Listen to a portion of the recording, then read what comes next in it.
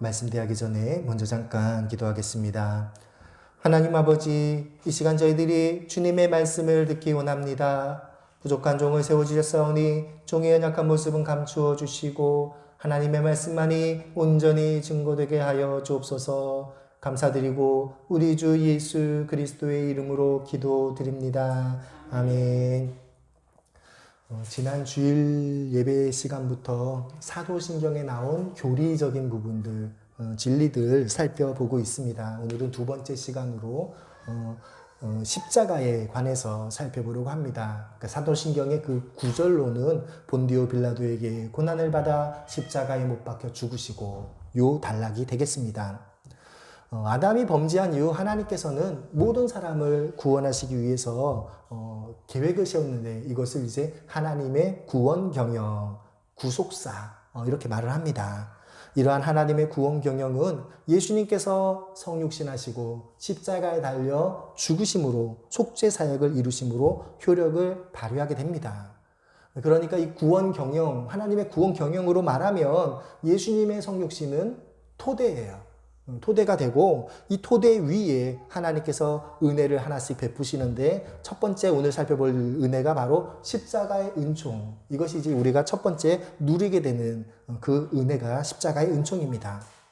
우리가 하나님 앞에 범죄했을 때 회개함으로 정결함을 얻습니다. 여러분, 우리가 회개하고 죄사함을 받는 것, 이거는 예수님의 십자가의 은총을 기반으로 해서 이루어지는 사건이지요. 안 그러면 내가 아무리 회개한다고 해서 하나님께서 죄를 용서해 주시겠습니까? 예수님께서 십자가에 달려 죽임당하지 않으셨다면 우리가 아무리 회개한다고 해도 사죄의 은총을 누릴 수가 없습니다. 여러분, 그 천 중에 이렇게 염료 같은 거 묻은 뭐 그런 거 아시지요? 그러니까 원래는 이제 하얀색 천인데 혹은 원래는 파란색 천인데 다른 색깔 염료가 묻어요. 그럼 어떻게 해요? 그 염료를 빼기 위해서 이제 세탁을 할 때 그때 맹물로 뺄 수는 없죠. 맹물로 뺀다고 해서 그 덧붙여진 그 염료가 빠집니까? 아니지요. 그거를 빼기 위해서는 특수한 세제를 사용해야지 그 물감이 빠지는 거예요. 그 다음에 이제 세척을 할 수가 있지요. 우리가 하나님 앞에 범죄한 죄를 속하기 위해서도 마찬가지입니다. 여러분, 양이나 소, 염소의 피로 사람의 죄를 속할 수 있을까요? 여러분, 양이나 소, 염소의 피로 사람의 죄를 속할 수가 없어요. 왜요? 왜냐하면 사람이 양보다 더 귀하고 소보다 더 귀하기 때문이에요. 여러분, 사람보다 더 크고 강하고 귀한 존재가 아니라면 본질적으로 우리의 죄를 속할 수가 없어요. 어떻게 낮은 것으로 높은 것을 대신할 수 있습니까? 그건 불가능한 일이에요. 그럼에도 불구하고 하나님께서는 양이나 소나 염소로 드리는 희생제사, 그것으로 속죄제사를 드리라 라고 말씀하셨습니다. 왜냐하면 이러한 것들을 통해서 장차 완전한 희생제사가 드려질 것을 알리시기 위해서 미리 모델로, 모형으로 교육하시는 거예요. 여러분, 구약시대에 드려진 모든 제사들은 그래서 완전한 희생제사, 히브리서에 나오는 단 하나의 완전한 그 제사를 모델로 하는 제사입니다. 하나님께서는 예수 그리스도의 십자가를 통해 속죄사역을 이루시는데 그 속죄사역, 십자가의 속죄사역이 완전한 희생제사, 그것이 속죄의 원형이에요. 여러분, 이건 제 이야기가 아니라 히브리서에도 나오고 창세기 3장에도 나오지요. 하나님께서 가죽옷을 지어 입히신 그 사건을 통해서 이미 이야기하셨습니다. 아담 하와가 범죄한 이후 하나님께서는 아담 하와 그리고 뱀에게 그들의 죄에 대해 선고를 하시지요. 그러시면서 무엇이라 말씀하시냐면 여자의 후손이라는 존재에 대해 말씀하십니다. 여자의 후손이 와서 뱀의 머리를 상하게 할 것이다. 완전한 회복을 할 것이다. 그 전까지는 너희들에게 죄가 있다는 거예요. 그 이야기를 먼저 하셨어요. 그리고 이 여자의 후손을 속죄를 원형으로 한 피의 속죄 제도를 만드셨는데 그것이 바로 짐승을 희생제물로 하여 드리는 희생제사를 드리게 했어요. 어디 나오냐? 하나님께서 아담 하와를 이제 동산에서 내보냈을 때 어떻게 내보내십니까? 가죽옷을 지어 입히셨다라고 말씀하십니다. 여러분, 그 가죽옷의 원래 주인은 짐승이죠. 아마 양이라고 추정을 하는데 원래 양 가죽은 양의 거예요. 그런데 하나님께서 그 짐승을 죽이고 그리고 그 짐승의 가죽을 벗겨서 사람의 부끄러움, 벗은 줄을 알고 부끄러웠잖아요. 부끄러워서 무화과 나뭇잎을 엮어서 자신을 가렸잖아요. 그것을 가려서 부끄러움의 그 수치를 가릴 수 있게 하셨다는 거예요. 짐승의 피로 죄를 속하는 희생제사를 그 다음에 알려주셨어요. 그러니까 여자의 후손이 뱀의 머리를 깨트리는 완전한 희생이 먼저이고, 그리고 가죽옷을 지어 입히신 것은 그 완전한 속죄의 어떤 그림자, 모델로, 모형으로 알려주신 거예요. 그래서 우리가 십자가의 속죄를 이해하기 위해서는 그 속죄의 원리를 분명히 알아야 합니다. 여러분, 십자가는 우리의 죄를 속하는 핵심 사건입니다.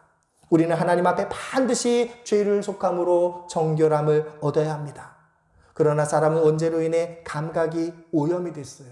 이런 감각이 오염된 사람은 내가 죄로 인해 죽을 수밖에 없다, 이거 인정 안 하죠. 여러분, 여러분들은 이제 제가 속죄 뭐 이런 거 회개 이거 좀 자주 이야기하니까 그냥 평범하게 들으시는데, 그거 자주 이야기 못하는 교회가 있어요. 왜 그러냐면 그거 얘기하면 성도들이 싫어해요. 좀 싫어해요. 그러니까 딱 설교를 하고 그럴 때 벌써 딱 얼굴 표정이라든지 아니면은 시선이라든지 이런 걸로 듣기 싫어하는 티를 탁탁 내는 거예요. 또 똑같은 소리 하네. 이래가지고 듣기 싫어하는 그걸 이제 몇 번 하고 나면 그런 설교를 이제 안 하게 되는 거예요. 여러분, 왜 그렇습니까? 여러분, 우리는 회개함으로 죄사함을 얻고 하나님의 하나님께 주신 영생을 얻는다고 하는데, 그것을 지식적으로 알고 실제로 회개하는 걸 싫어하는 거예요. 조금 이따가 더 살펴보겠습니다. 여러분, 제가 지난 주 중에 어떤 영상을 봤냐면, 영국의 한 집에서, 가정집에서 이제 촬영한 걸 올린 유튜브 영상을 봤어요. 어떤 영상이냐면, 1살짜리 아이가 있는데 그 아이한테 부모가 이제 훈육을 하는 걸 가르치는 거예요. 어떤 훈육을 하냐면, 반려견이 있죠. 반려견 사료를 막 이렇게 손내가지고 장난치니까 그거 하지 말아라 얘기를 한 거예요. 영국 사람이 영국 아이한테. 그러니까 이렇게 이야기를 했어요. 그런데 이 아이가 그 말 듣습니까? 안 듣죠? 바로 사료를 가지고 장난쳤어요. 영상 카메라가 돌고 있는 그 당에서 그렇게 하고, 그리고 부모님이 이제 얘기하는 거예요. 아무개야, 엄마가 그 사료 만지면 안 된다고 얘기했지? 너 왜 만졌니? 그 애가 뭐라고 그럴까요? 1살짜리니까 말도 제대로 안 나는 그 아이인데, 나는 절대로 사료를 만지지 않았다고 막 그 말도 안 되는 그걸로 막 얘기하는 거예요. No 이러면서 막 얘기해요. 댓글로는 다 귀엽다고 그러는데, 저는 그 말씀을 보면, 그 영상을 보면서 사람의 죄성을 생각했습니다. 그리고 우리가 흔히 생각할 때 자녀를 낳기 전에 어떻게 생각해요? 어린아이, 갓난아기는 죄도 모를 거야. 거짓말도 못할 거야. 여러분, 그렇게 생각하지 않습니까? 그러나 자녀를 낳아보신 분들은 다 알아요. 여러분, 갓난아이도, 1살 먹은 아이도 죄를 알고 거짓말을 해요. 여러분, 제가 말씀드렸죠. 우리가 죄를 지었기 때문에 죄인이 아니라 우리는 죄인으로 태어났기 때문에 죄를 짓는 거예요. 1살짜리 아이도 죄인으로 태어났기 때문에 죄를 짓는 거예요. 여러분, 여기서 성도들은 여기에서 이제 하나가 더 덧붙여져요. 성경 말씀을 통해서 사람은 죄인입니다. 이 사실은 인정해요. 그런데 나는 예수님을 주와 구세주로 영접했으니까, 이미 구원받았으니까 회개 더 이상 할 필요가 있나, 이런 생각이 덧붙여지는 거예요. 속죄하는 거, 회개하는 거, 그거 안 믿는 사람들이나 해야 되는 거지, 이렇게 생각하면서 회개하라는 이야기를 싫어하는 거예요. 여러분, 왜 그렇습니까? 원수가 우리의 눈을 가려요. 원수는 본질적으로 우리가 회개하는 걸 싫어합니다. 그래서 회개하라는 그 말을 지겨운 것으로 바꿔버리는 거예요. 또 안 해. 여러분, 보혈 찬양 부르시는데 보혈 찬양 지겹다는 생각이 들어보셨습니까? 보혈 찬양을 너무너무 기쁘고 감사한 마음으로 찬양을 하다가 어느 순간 이거 또 뭐 십자가, 이 마음이 왜 들어요? 원수가 넣어주는 거예요. 원수가 회개하는 거를 막기 위해서 그런 생각을 넣어주는 거예요. 하지만 우리는 하나님께서 주신 그 속죄가 복음의 핵심이라는 걸 분명히 알아야 합니다. 여러분, 죄는 반드시 형벌을 받아요. 하나님께서 정하신 그 법에 의하면 죄의 형벌은 뭐예요? 사망입니다. 죽음이에요. 우리가 이 사실을 분명히 알지 못한다면, 죄를 속하지 않고 그대로 둔다면 그 결국은 죽음밖에 없어요. 여러분, 전에 말씀드렸지요. 여러분, 내가 죄를 지었는데 이 죄를 회개를 안 하고 그냥 둬요. 왜요? 물질 세계에는 가만 놔둬도 저절로 정화작용이 일어나니까. 이렇게 생각하고 내가 그냥 잘못했지, 이러고 그냥 인지하고 그냥 넘어가요. 시간이 지나니까 잊어버려요. 그럼 회개 안 한 그 죄는 어떻게 돼요? 그대로 있는 거예요. 영적인 거기 때문에 죄는 영적인 거니까 그대로 있는 거고 나중에 그 죄의 형벌을 받게 되는 거예요. 성령님께서 회개의 영을 부어주신다는 건 뭐예요? 그렇게 내가 잊어버리고 있던 그 죄를 생각나서 회개하게 하시는 거예요. 아, 내가 그때 그 죄를 지었구나 깨닫게 하시고 회개하게 하시는 거예요. 그러니까 회개의 영을 부는다, 은혜를 부으신다는 건 뭐예요? 내가 회개하지 않았던 걸 다 기억나서 회개해서 정결함을 얻게 하시는 것. 그것이 하나님께 주시는 은혜의 방편입니다. 여러분, 회개는 복된 구원의 길입니다. 회개는 지겹고 하기 싫은 것이 아니라 하나님께서 마련하신 은혜를 누리는 방편이에요. 오늘 신약의 말씀 로마서 6장 23절 죄의 삭슨 사망이요 하나님의 은사는 그리스도 예수 우리 주 안에 있는 영생이라. 예수님께서는 인류의 죄값을 지불하기 위해 십자가에 달려 죽으셨습니다. 이 십자가의 공로로 말미암아 죄와 심판에서 우리는 해방되게 돼요. 여러분, 생명에서 생명이 나오죠? 아무것도 없는 무생명에서 생명이 나오지를 않습니다. 하나님의 씨앗은 하나님의 생명을 낳습니다. 여러분, 영생이란 건 뭐냐면, 영생이란 걸 여러 가지로 표현할 수 있겠지만 어떤 목사님이 이렇게 표현했어요. 영생이란 거는 하나님의 씨앗이 내 속에 들어온 것이다. 여러분, 하나님의 씨앗이 내 속에 들어옴으로 내 종자가 바뀌었어요. 내 종자가 하나님의 자녀로, 하나님의 속한 존재로 바뀐 거예요. 그전에는 나는 어떻습니까? 나는 너희 아비 마귀라고 하셨죠. 우리는 마귀 자식이었어요. 하나님과 원수된 관계였는데, 그런데 하나님의 씨앗이 내 속에 들어옴으로 내가 하나님의 자녀가 되었고 하나님의 씨를 품은 자로 되었고, 그리고 내가 완전히 그 모든 본질이 바뀌게 되었습니다. 원수는 그러한 우리를 어떻게 미혹하냐면, 우리가 자꾸 잘못 행동했던 것, 죄를 지었던 것, 그거를 지적해요. 그래서 정죄하게 하죠. 야, 너 작년에 이런 거 했잖아. 너 지난달에 이랬잖아. 너 이런 말 했지? 너 이렇게 행동했지? 그런데 네가 무슨 이렇게 얘기하는 거야. 자꾸 정죄하는 거예요. 그래서 내가 하나님의 거룩한 씨앗에 대해 생각하지 못하게 합니다. 하지만 우리는 씨앗이 생명을 낳는다는 것을 분명히 알고 있습니다. 여러분, 내가 아무리 범죄하고 구제불능이라 하더라도 내 안에 심겨진 하나님의 씨앗이 있다면 그 씨앗이 생명을 일으키는 거예요. 하나님의 씨앗이 나를 변화시키시는 거예요. 그러면 이 하나님의 씨를 갖게 된 사람은 이제부터 어떻게 살아야 합니까? 한마디로 말하면 하나님처럼 살아야 돼요. 여러분, 하나님처럼 산다, 이거는 인격적인 것이지 뭐 능력이 하나님처럼 나타난다, 그 얘기가 아니에요. 여러분, 내가 예수님을 믿은 이후로 하나님이 된 게 아니지요? 내가 하나님처럼 산다라는 그 말은 하나님처럼 살기 위해 예수 그리스도와 자꾸 연결되고 연합하는 그 작용을 해야 한다는 거예요. 하나님의 생명으로 살기 위해서는 매 순간 결단하고 나를 내려놓고 하나님의 말씀에 순종하는 믿음의 작업이 필요합니다. 하나님의 은혜를 계속 받아들여야 돼요. 여러분, 한번 회심의 경험을 하고 한번 은혜를 받고 그 이후로 모든 게 끝난 게 아닙니다. 여러분, 계속해서 믿음의 결단을 내리고 행동을 해야 돼요. 나의 모든 것이 다 결정된 게 아니에요. 우리의 삶 가운데 계속적으로 인격적인 결단을 해야 합니다. 예수님을 주로 모시고 하나님의 말씀에 순종해야겠다는 믿음의 결단을 해야 돼요. 여러분, 그래야 내 삶이 바뀌고 하나님처럼 살 수가 있는 거예요. 여러분, 이게 결혼하고 비슷하지 않습니까? 여러분, 결혼이란 게 뭐예요? 두 사람이 상대방을 인격적으로 대우하겠다고 결단하고 결혼을 합니다. 결혼식은 하루지만 결혼 생활은 평생이지요. 그런데 한번 결혼했으니까 이제는 내 마음대로 상대방에게 대우해도 되겠지, 그렇게 생각하고 상대방 배우자에게 내 마음대로 대하면 그럼 어떤 일이 벌어질까요? 두 사람의 관계는 그때부터 굉장히 힘들어질 거예요. 결혼하기 전에는 안 그랬는데 저 사람 나 함부로 대하네, 마음이 상하는 일들이 막 벌어질 거예요.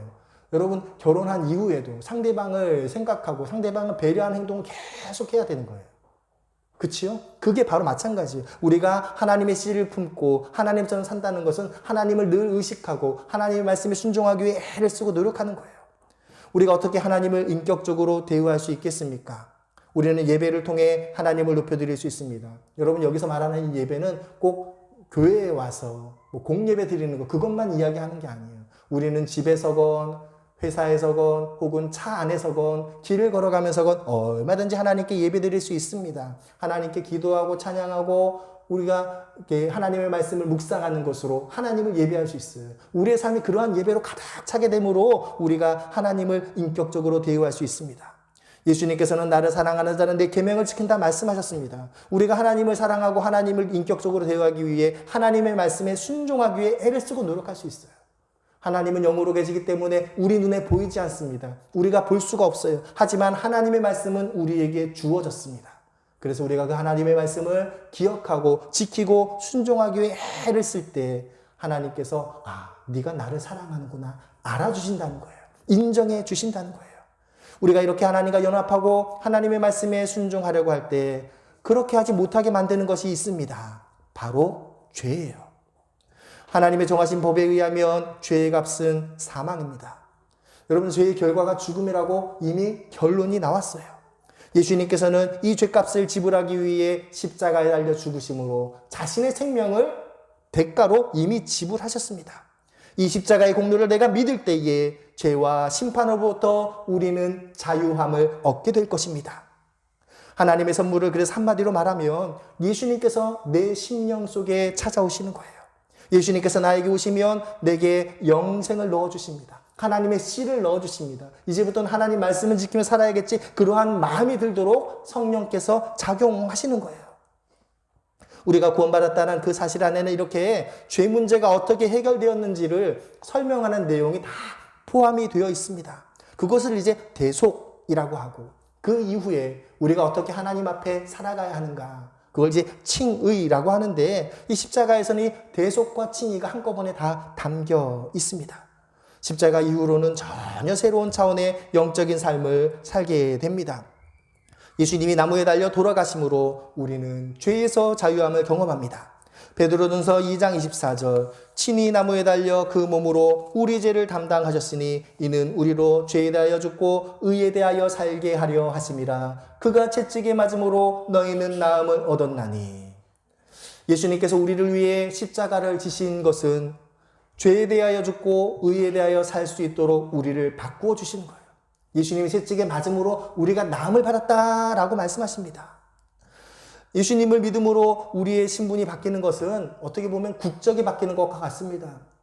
여러분, 이민간 분들, 친척이나 지인 중에 이민간 분들 아시지요? 한번 그분들 떠올려 보세요. 그분이 대한민국에 있을 땐 대한민국의 법이 그 사람을 제어했습니다. 그러나 그분이 이민을 간 다음에 대한민국의 법이 그를 지배할 수 있습니까? 지배할 수가 없어요. 새로운 법이 그를 지배하게 됩니다. 마찬가지로 우리가 예수로 말미암아 자유를 누리는 것은 이전에 나를 지배했던 그 죄의 원칙이 죽었다는 거예요.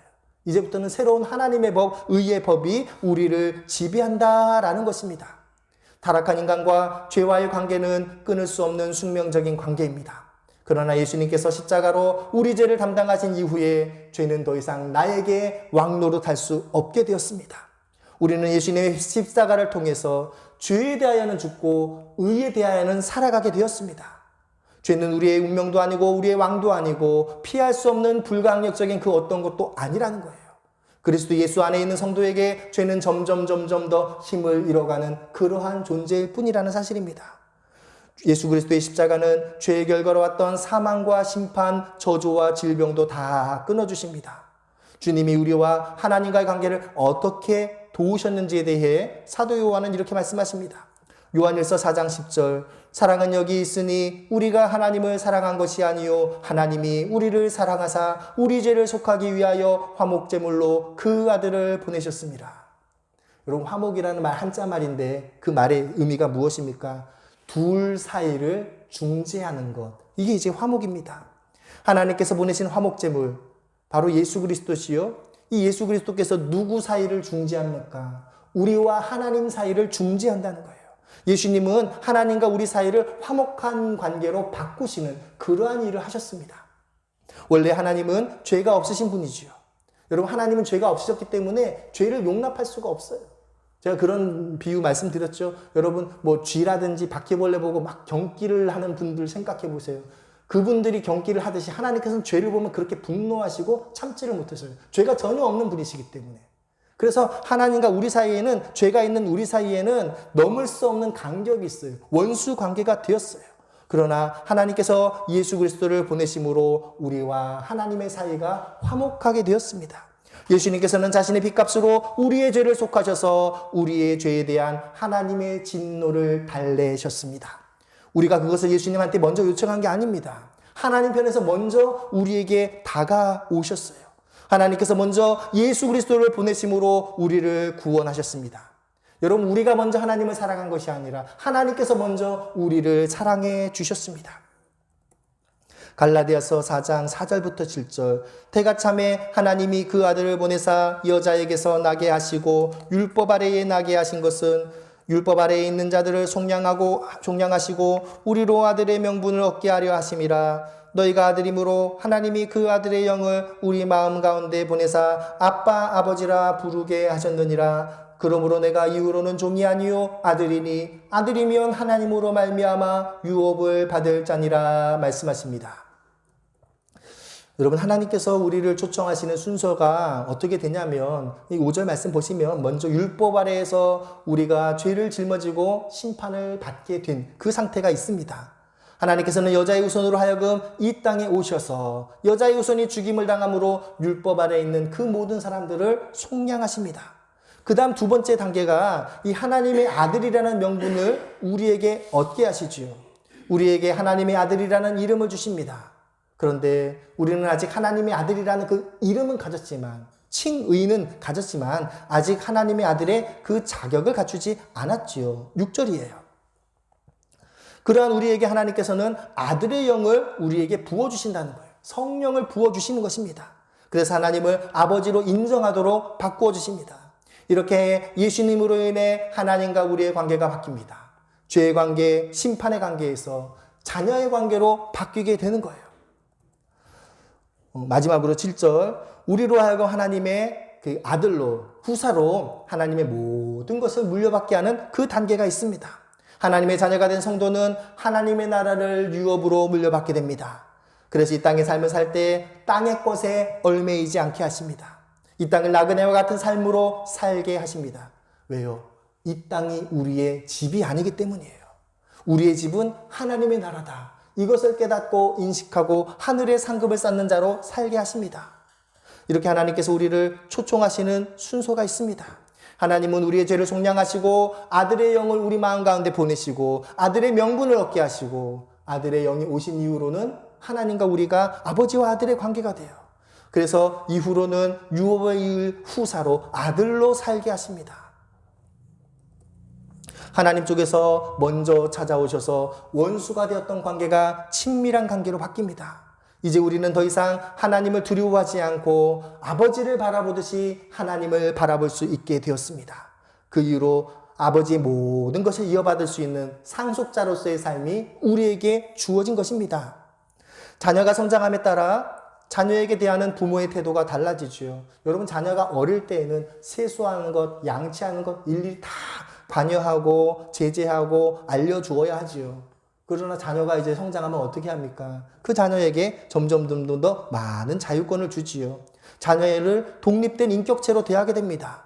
여러분, 이것은 하나님께서 우리를 대하실 때도 똑같이 벌어져요. 하나님께서는 우리의 믿음의 그 수준에 따라 우리에게 각자 다르게 대응하십니다. 여러분, 초신자 때 처음에는 어때요? 하나님께서 존재한다는 그 사실을 알려주셔야 되니까 은혜를 한없이 부으셔요. 우리가 잘못해도 용서해 주시고 사랑으로 품어주셔요. 그래서 하나님이란 분이 계시다는 걸 알고 하나님께서 나의 아버지가 되신다는 걸 알 때까지 정말 한량없는 은혜를 부어주시지요. 그러나 우리의 믿음이 장성한 다음에는 그 다음에는 아닙니다. 아들로, 후사로 그 모든 몫을 감당하게 그렇게 하셔요. 하나님의 후계자로, 하나님의 일을 맡아 처리할 자로, 책임을 맡은 자로 부르십니다. 끝까지 믿음의 경주를 하게 하셔요. 왜요? 그래야 하나님의 나라에 갔을 때 하나님의 자녀로 살 수 있기 때문입니다. 여러분, 하나님께서 우리의 성숙의 수준에 따라 다르게 대우해 주심을 우리는 기억해야 합니다. 우리의 최종 목표는 하나님을 대행하는 대행자의 수준까지 자라는 것입니다.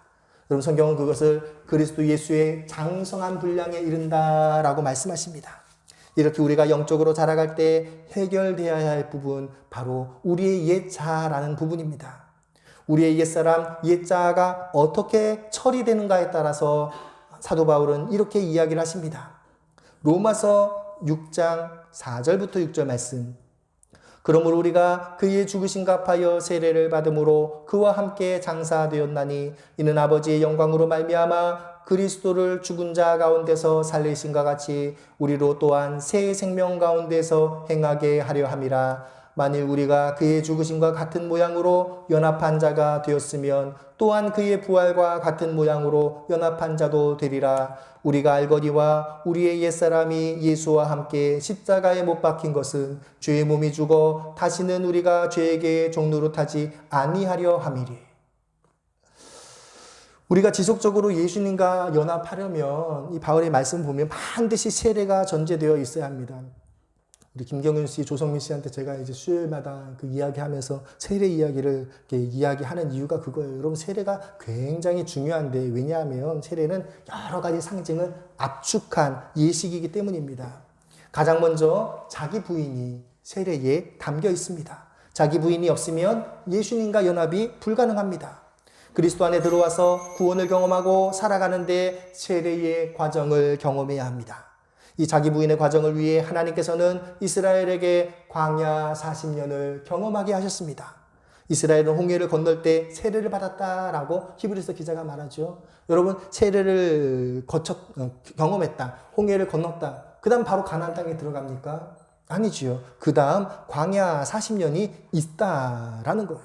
세례받은 자는 어떤 삶을 살아야 합니까? 광야길을 건너는 그 삶을 살아야 한다는 거예요. 마찬가지입니다. 우리가 세례받는 것은 한순간이지만 세례받은 자로서의 삶은 평생 걸쳐서 살아가게 됩니다. 세례받은 사람에게 하나님께서는 내가 원하는 방식대로 사는 것이 아니라 하나님께서 원하는 방식으로 계속해서 훈련받으며 살게 하십니다. 바로 광야와 같은 인생길을 걸어가게 하셔요. 여러분, 광야 그 길을 걸 때 어떻게 걸어야 합니까? 하나님 말씀에 순종하는 삶을 하는 거죠. 아침에 일어나가지고 만나를 거두라 그러면 그 만나 거두는 거예요. 이날은, 내일은 만나가 없으니까 오늘은 이틀치 거두라. 그럼 더 거두는 거예요. 말씀에 순종하면서 사는 그 삶을 40년 동안 훈련하셨어요. 사람이 떡으로 사는 것이 아니라 여호와 입에서 나오는 모든 말씀으로 사는 줄을 알게 하시기 위해, 그것이 광야길의 목표입니다. 갈라디아서 5장 24절, 그리스도 예수의 사람들은 육체와 함께 그 정욕과 탐심을 십자가에 못 박았느니라. 여러분이 정욕과 탐심 언제 못 박습니까? 세례 받을 때 못 박는 거예요. 우리는 정욕과 탐심으로 인해 살지 않습니다. 이미 정욕과 탐심은 십자가에 못 박았다. 과거의 완료형으로 되어 있어요.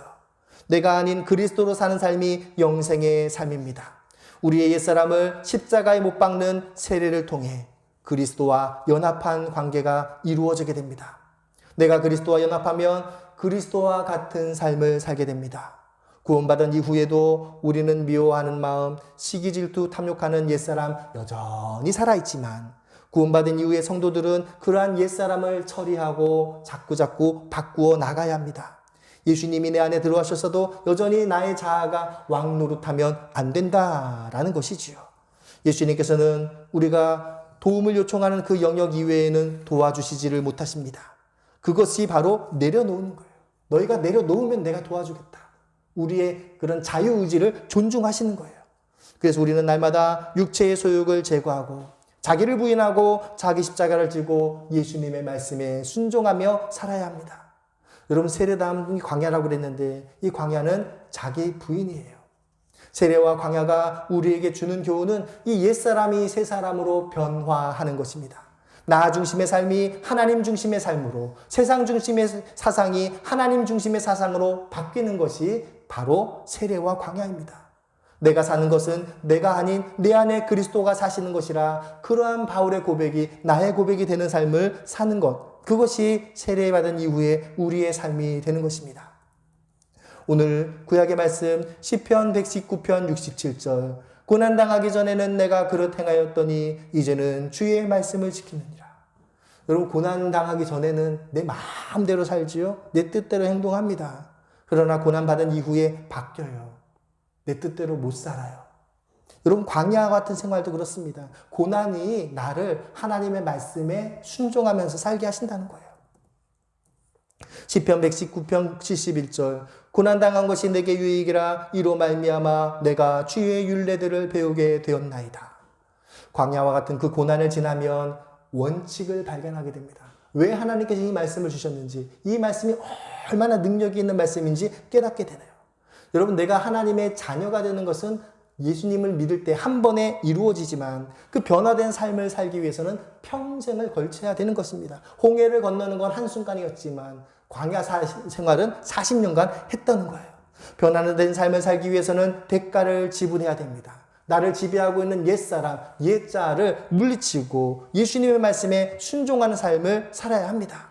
하나님은 우리를 광야로 인도하셔서 그 환경을 통해 자아를 내려놓게 하십니다. 우리는 세례를 받을 때 이미 육체와 함께 정욕과 탐심을 십자가에 못 박았음을 기억해야 합니다. 예수님은 통치자와 권세들을 무력하시고 승리하십니다. 골로새서 2장 12절부터 15절, 너희가 세례로 그리스도와 함께 창사되고 또 죽은 자들 가운데서 그를 일으키신 하나님의 역사를 믿음으로 말미암아 그 안에서 함께 일으키심을 받았느니라. 또 범죄와 육체의 무할례로 죽었던 너희를 하나님이 그와 함께 살리시고 우리의 모든 죄를 사하시고 우리를 거스르고 불리하게 하는 법조문으로 쓴 증서를 지우시고 제하여 버리사 십자가에 못 박으시고 통치자들과 권세들을 무력화하여 드러내어 구경거리로 삼으시고 십자가로 그들을 이기셨느니라. 그리스도의 십자가가 내 내면에 들어오는 과정이 세례의 과정입니다. 이 세례를 통해서 그리스도가 나를 다스리시기 시작합니다. 세례받을 때 내가 죽고 부활의 능력을 힘입게 됩니다. 하나님께서는 우리를 구원하시기 위해 속죄의 제도를 정하셨습니다. 그래서 우리는 나의 삶에 문제가 있으면 예수님께 자꾸 적용해야 돼요. 여러분, 그게 뭐예요? 회개예요. 내 삶에 어려운 문제들, 그런 게 생기면 자꾸 스스로 돌아보고 회개해야 되는 거예요. 하나님, 회개의 영을 주셔서 내게 무엇이 잘못한 건지 깨닫게 하십시오. 자꾸 회개함으로 정결함을 얻을 때 그 문제가 해결되고 십자가의 능력으로 살아갈 수가 있게 됩니다. 예수님의 십자가로 율법 앞에 저질러졌던 우리의 죄 문제를 다 제거해버린다라고 말씀하십니다. 하나님의 구원 경영, 구속사의 유익은 예수님의 십자가로 인해 우리에게 속죄하신 그 은혜입니다. 예수 피로 죄를 속함으로 사죄의 은총을 누릴 뿐만이 아니라 삶의 문제를 해결하고 구원함을 받는 저와 여러분 되시기를 축복합니다.